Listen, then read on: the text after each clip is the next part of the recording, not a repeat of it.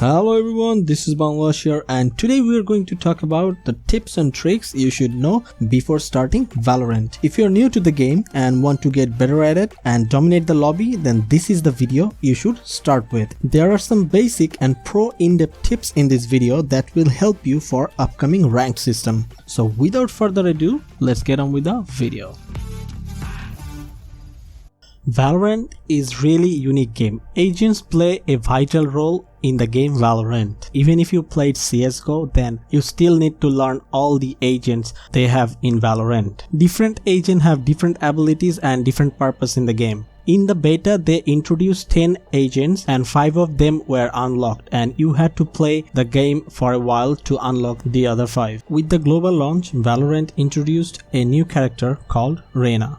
I made a brief video explaining her ability, which you can find in the description. Soon they will also introduce one more character, but you still need to learn all of the agents, or at least learn how the agents work so that you can counter them in the game. There are 4 types of agents in Valorant: Sentinel, Initiator, Controller, and Duelist. Some agents play a really key and important role in the game, and some play very supportive role, and if you can combine them properly, then you can build a good team. My suggestion for you guys is try out all the agents and unlock them. Once you have tried them, then you will know which one you want to play with and which one you like to play with. In the meantime, you will also learn which character have what ability so that you can counter them in the battleground. So the next thing we're going to talk about is the buy menu. If you go to the buy menu, you'll see a variety of guns. There are SMGs, shotguns, rifles, snipers, and LMGs, and there are 2 sets of armor. One is light armor and another is heavy armor. Light armor is little bit cheaper, just 400 credit, as it will give you 25 additional health, where heavy armor will add 50 more health, but it's 1000 credit. Armor should be one of the first thing you buy between rounds, since armor and character abilities are the only thing your teammates cannot buy for you. However, it depends on the situation which armor you should buy. Another important fact here to remember that if you take a little bit damage in a fight, then you will have to buy a new armor to restore full 50 or 25 health. If you have a broken armor and buy a light armor, that will not add the light armor, that will actually give you only 25 health that light armor has. When you open your buy menu, you will see that on the left side the least amount of money you can earn in the next round. You can also know how much damage each of these guns do in different kind of ranges if you hover over them. That's the basic to know about these guns. Another thing you can do is, if you have purchased something that you don't want, you can sell them by pressing your right click. So if you buy anything, you will see that you can sell them if you press right click. One thing to remember, you cannot sell something in the next round that you have purchased this round. So if you want to sell something, definitely you will have to sell it before the round starts. One of the important thing in this game is economy. You need to learn the economy properly, how much you're gonna earn the next round, how much you should spend on the guns, as you have to buy almost everything in this game. So understanding economy is really important. At the beginning of the round, or when you switch side, then you will have only 800 credit. You can spend that money to buy a light armor and a pistol, or maybe buy abilities. If you get a frag, it will add 200 credits, and if you win, it will add 3000 credits to your account. If you are on attacker side, then you can earn 300 credits yourself and all of your teammates if you plant the spike. If you lose a round, you will earn 1900 credits. If you lost 2 rounds back to back, then you will earn 2400, and if you lost 3 or more rounds, then you will earn 2900 credit. So even if you lose, you will have a chance to come back. So overall, this is an overview of the credits you will earn in each round for different situations. You can pause the video so that you can have a better glance at this. If you're new to Valorant, then you might want to buy weapons every round, but you shouldn't do that. Instead, you should save your credits for better buys to sync with your team. For example, you probably can't win a round if you are the only one on your team who bought a gun and everyone else is stuck with a pistol. But if you saved for a round or 2, then you and your teammate gets to buy same guns with all the credits. Then 5 of you with the guns and armor will have better chance of winning that round. If you lose the first round, the pistol round, then you won't be able to purchase any gun if you buy your heavy armor and your abilities. Even if you win, you only will be able to buy SMG or maybe a shotgun, depending how many kills you got. As money is the key factor in this game, you will definitely have to think about what you should buy and what your enemy team could buy with the money.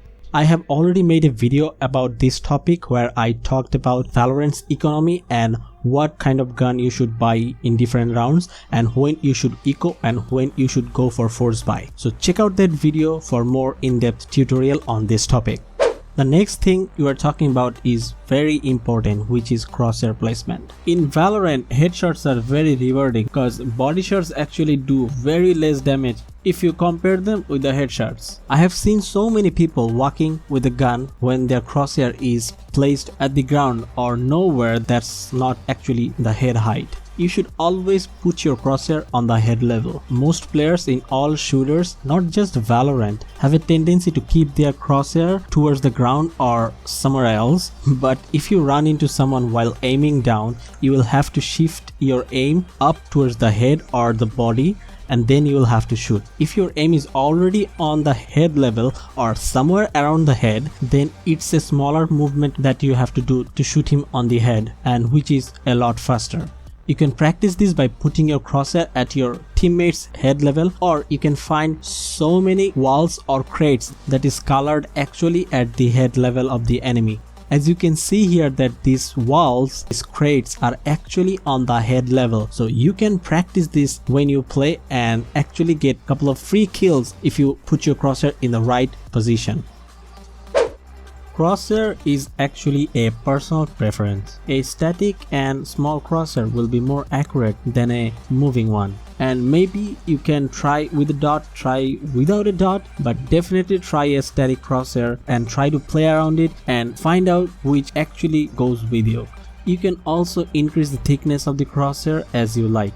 Just try different settings, then you will understand which one actually goes with you. You can also turn this on to see your teammates' crosshair, which will allow you to find out different crosshair that other people use.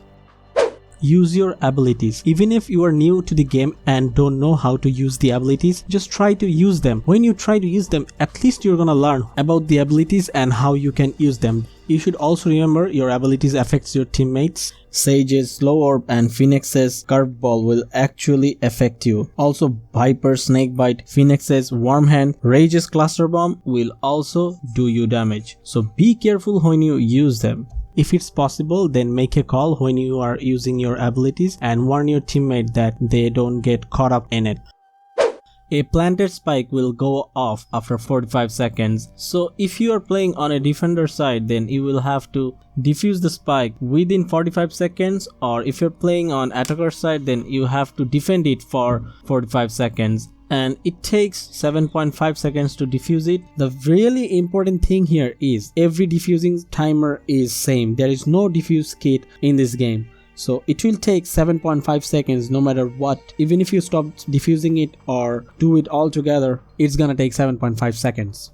When you defuse the spike, when you are on the halfway, if you leave it, then you will start from the halfway again. You don't have to do it all over again, which is a really cool feature. So if you are defusing and there are still enemies left, you can defuse it to the halfway and try to see if he's pushing or not, then go for defuse again. Blast radius in this game is really huge and you will actually die if you get caught on it. So try to run away as far as you can when the spike is about to go off.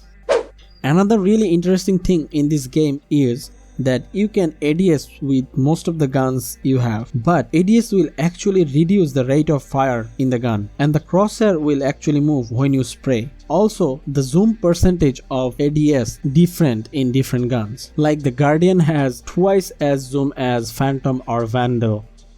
Sniper rifle Marshall, you can zoom in with it just once, but with Operator you can zoom in twice.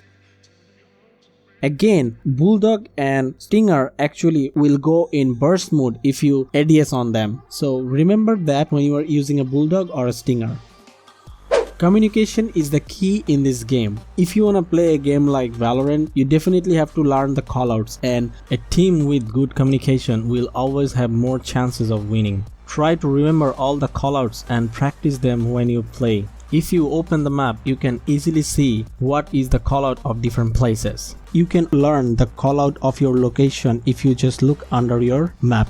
You can also mark a location and it will show the name of the location. So definitely try out this, and when you call, please call the proper name, or maybe just mark it for your teammate. Then your teammates will be ready to counter that properly. If you have already played 1 or 2 games, then you already know that running makes a lot of noise and can give away your position.